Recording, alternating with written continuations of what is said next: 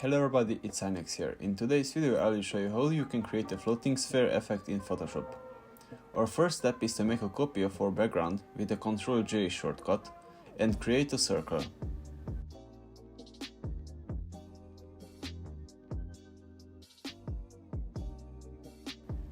Select a duplicated layer and go to Filter, Distort and Sphere and click OK. Press Ctrl T to resize this layer to the size of the circle.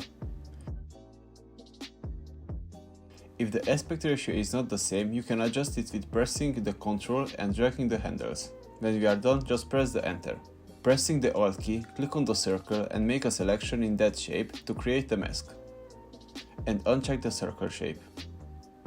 Move the new circle where you want to place and draw a little line with the brush tool on a new layer to create a shadow. Again, Ctrl T to resize the shadow. You can make a better shape by pressing Ctrl and dragging the handles. Drop the opacity to make more realistic and you are done. If you like this fast and easy tutorial, don't forget to like the video and subscribe to my channel.